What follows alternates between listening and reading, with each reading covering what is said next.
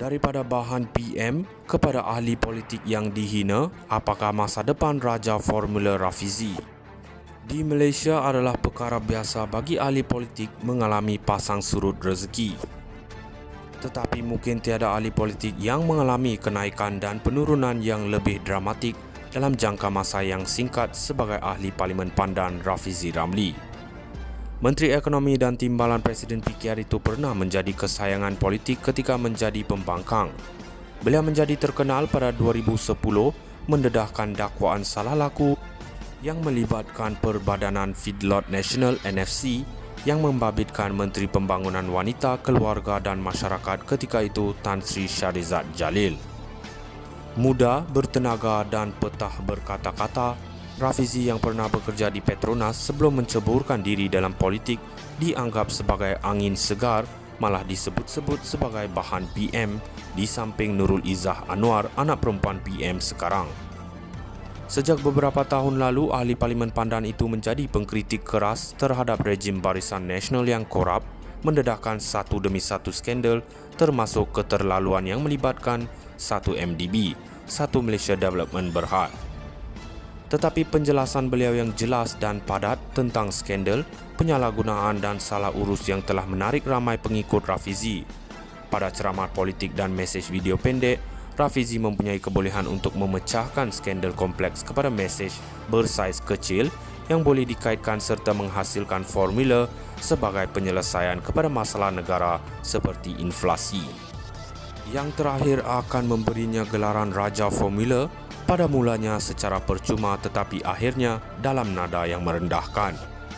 Ironinya, setelah menghabiskan lebih sedekat menentang rejim pemerintah, nasib Rafizi merosot selepas menyertai kabinet. Dengan pengundi yang sangat berharap bahawa dia boleh menggunakan formulanya sekarang bahawa dia berada dalam kerajaan, menteri itu telah dikecewakan secara besar-besaran.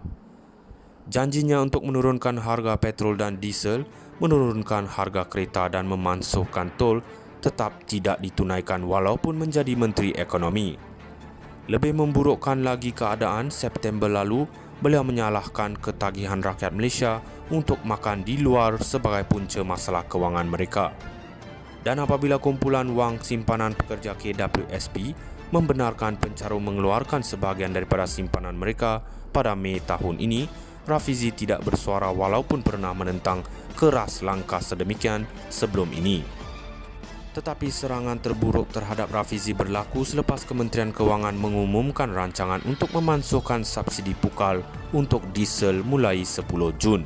Di media sosial dan aplikasi WhatsApp, Rafizi menjadi beg tebuk yang popular apabila pengguna mencungkil video lama beliau berjanji untuk mengurangkan harga minyak, bukan menaikkannya. Ramai yang mempersoalkan sama ada formula beliau pada mulanya adalah baik dan sama ada beliau baru saja membina istana di udara hanya untuk memenangi undi. Malah ada yang menggelarnya sebagai penipu. Dengan serangan ganas terhadap Rafizi yang tidak menunjukkan tanda-tanda akan reda dan berkemungkinan akan meningkat momentum menjelang pilihan raya kecil Sungai Bakap, adakah ini penghujung jalan untuk kegilaan politik ini?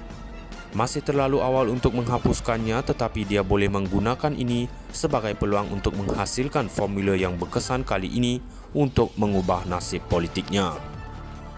Daripada bahan PM kepada ahli politik yang dihina, apakah masa depan Raja Formula Rafizi? Di Malaysia adalah perkara biasa bagi ahli politik mengalami pasang surut rezeki. Tetapi mungkin tiada ahli politik yang mengalami kenaikan dan penurunan yang lebih dramatik dalam jangka masa yang singkat sebagai ahli Parlimen Pandan Rafizi Ramli. Menteri Ekonomi dan Timbalan Presiden PKR itu pernah menjadi kesayangan politik ketika menjadi pembangkang. Beliau menjadi terkenal pada 2010 mendedahkan dakwaan salah laku yang melibatkan Perbadanan Feedlot Nasional NFC yang membabitkan Menteri Pembangunan Wanita, Keluarga dan Masyarakat ketika itu Tan Sri Shahrizad Jalil. Muda, bertenaga dan petah berkata-kata, Rafizi yang pernah bekerja di Petronas sebelum menceburkan diri dalam politik dianggap sebagai angin segar, malah disebut-sebut sebagai bahan PM di samping Nurul Izzah Anwar, anak perempuan PM sekarang. Sejak beberapa tahun lalu, ahli Parlimen Pandan itu menjadi pengkritik keras terhadap rejim Barisan Nasional yang korup, mendedahkan satu demi satu skandal termasuk keterlaluan yang melibatkan satu MDB, satu Malaysia Development Berhad. Tetapi penjelasan beliau yang jelas dan padat tentang skandal, penyalahgunaan dan salah urus yang telah menarik ramai pengikut Rafizi.